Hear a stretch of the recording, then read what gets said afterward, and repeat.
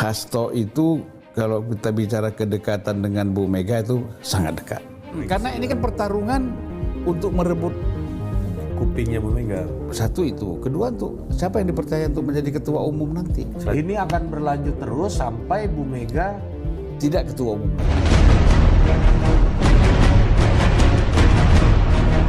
Assalamualaikum warahmatullahi wabarakatuh teman-teman. Selamat bergabung kembali di channel Ujang Halu. Saya harap semuanya dalam keadaan sehat walafiat, amin. Sekretaris Jenderal PDIP Bapak Hasto Kristianto akhir-akhir ini sering menyampaikan statement-statement yang kontroversi. Pak Hasto juga menyatakan bahwa pada tanggal 17 Desember 2024 mendatang PDIP akan memecat 26 kadernya dengan alasan para kader melakukan dukungan kepada calon dari partai politik lain, politik dua kaki, dan tidak menjalankan perintah partai. Selain keluarga Jokowi yang sudah dinyatakan bukan bagian dari keluarga partai PDIP, Bambang Pacul juga diisukan disingkirkan dari partai PDIP. Nah, kali ini kita akan menyimak obrolan menarik dari Bung Julvan Lindan beserta para host Total Politik Channel, yaitu Budi Adiputro dan Ari Putra, yang membahas isu disingkirkannya Bambang Pacul ada kaitannya dengan perebutan kursi ketum PDIP. Nah, mari kita simak. Hasto ini memang harus ada koreksi total dari Ibu Mega dan PDIP karena membuat jarak terlalu banyak dengan kekuatan-kekuatan politik lain. Ya kan? Dengan aparat-aparat, ya kan, dengan polisi, dengan apa, karena ada problem dia nih masalahnya. Dia harus keluar dari problem ini. Misalnya problem Harun Masiku, dia kan harus bagaimana caranya keluar dari sini? Muncul lagi kan gitu. Terakhir kan bicara di podcast ya Bang Akbar senior kita dengan Bu Koni, Mas Hasto bilang nih bahwa ya saya ini udah ditarget untuk tersangka. Jadi soon akan tersangka. Kemudian itu yang ini sebagai apa namanya tindakan jahat dan rencana jahat juga katanya dari Ya ini Pak Jokowi. Entah kenapa Pak orang Jokowi kalau merasa lagi sudah ditarget itu karena ketakutan. Abang ngeliat ini. Ketakutan, panik, ya kan? Dengan dihantui dengan menjadi target, ya akhirnya dia sibuk sendiri. Nah, bagaimana dia harus keluar dari situ?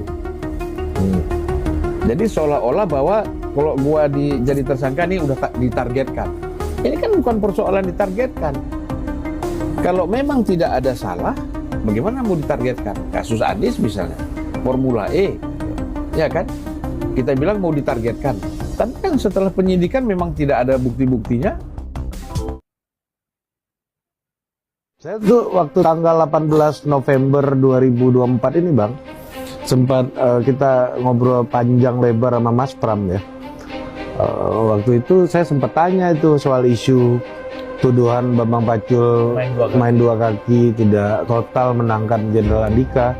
Mas Pram tuh bilang saya, wah itu tuduhan jahat gitu.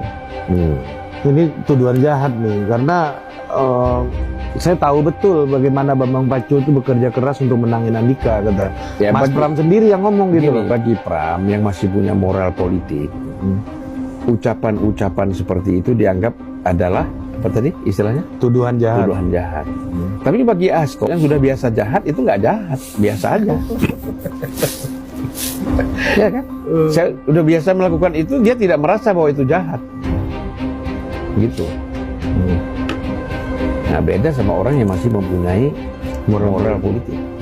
Menurut Abang Pram ini masih punya moral politik lah ya. Nah iya, dengan dia mengatakan bahwa orang berbuat jahat dia nggak bisa terima, ya kan? Ada orang melakukan kejahatan terus.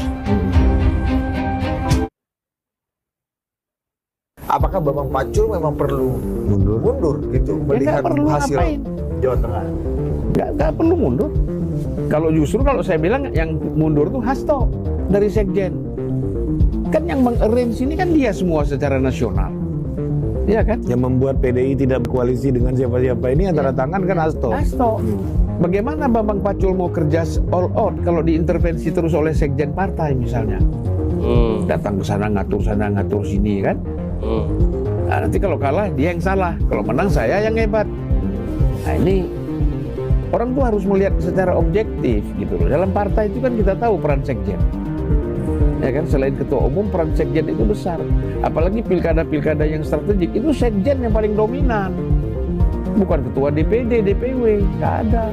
Dan ketua Bapilu Nasional itu Deddy Sitorus ya, Deddy? Nah, Oh iya, Bapilu eksekutif. Iya, Bapilu ya, Eksekutif. jadi saya turun Jadi di situ. kalau pilkada itu ya Deddy Bang Sitorus, Deddy, iya. kalau Pileg. itu Bang Pacul, Iya. Bapilu legislatifnya. Iya. Ya, jadi kan kalau kita lihat di situ kan udah jelas kan, yang bertanggung jawab itu siapa? Sekjen, ketua Bapilu itu bertanggung jawab untuk namanya aja Bapilu, Badan Pemenangan Pemilu. Eksekutif. Iya, kenapa dia nggak mundur? Kenapa bukan dia yang mundur? Sekjen kenapa yang nanda tangan semuanya? Kenapa dia nggak mundur? Di Jawa Tengah dia sudah nyerah dengan mengatakan bahwa Bambang Pacul tidak mendukung Andika. Itu dia sebenarnya udah kalah, ya kan? Dia sudah tahu nih kalah. Tapi gue harus cari kambing hitam nih. Siapa? Ketua DPD Jawa Tengah. Siapa? Bambang Pacul. Gitu loh. Dianggap harus bertanggung jawab. Yang lucunya ini kan hanya Bambang Pacul yang dipersoalkan. Sulawesi Utara, ketua DPD-nya siapa? Oli Dono Kambe. Oli. Kalah kan? Kalah. Tapi nggak dipersoalkan.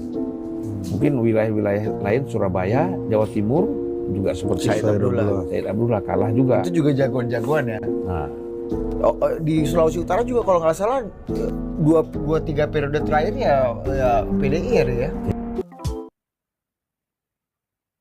Saya nggak tahu nih siapa yang bertepuk tangan ketika Bambang Pacul disingkirkan gini, pasti ada yang bertepuk tangan. Nah, menurut Abang gimana? Bambang Pacul dianggap supaya kalau menang pun bukan karena dia, Ya. kalau kalah dia yang salah. Tujuannya untuk apa?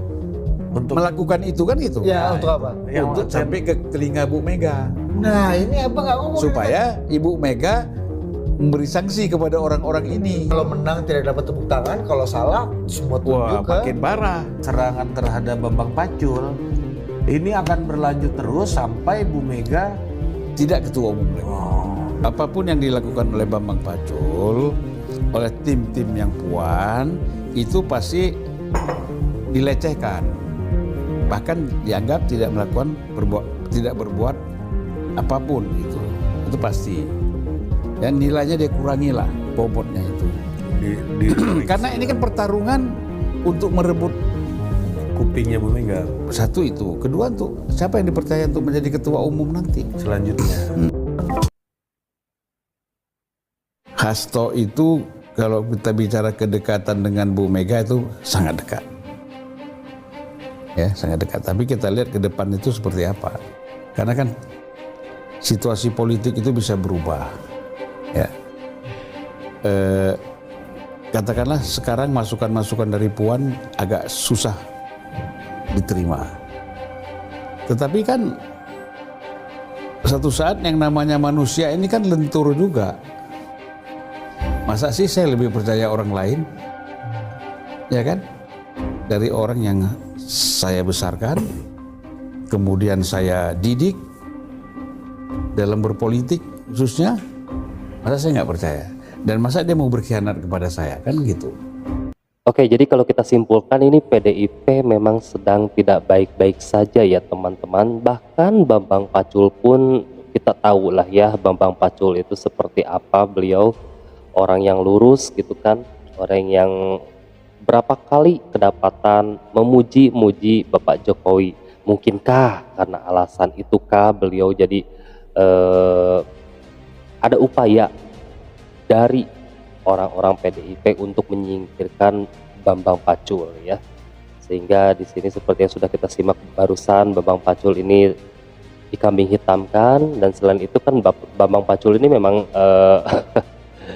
kelihatan pro kepada Bapak Jokowi gitu kan ya, sedangkan grupanya Bapak Hasto kayak Deddy Sitorus sebagaimana kita tahu betapa bencinya mereka kepada Bapak Jokowi gitu kan, sehingga mereka punya jalan gitu kan untuk menyingkirkan orang-orang yang sekiranya tidak sejalan dengan mereka gitu kan. Dan katanya juga ini PDIP ini menjadi terbelah menjadi dua ya, menjadi grupanya Mbak Puan yang terdiri dari Bambang Pacul dan siapa lagi, pokoknya masih ada lagi banyak ya. Dan gerombolannya Pak Hasto ya, yaitu Deddy Sitorus dan yang lainnya juga gitu kan. Oke, jadi menurut teman-teman apakah memang ada hubungannya kira-kira upaya penyingkiran Bambang Pacul ini dengan perebutan kursi Ketua Umum PDIP? Silakan teman-teman tinggalkan pendapat teman-teman di kolom komentar. Ujang ucapan terima kasih sudah menyimak.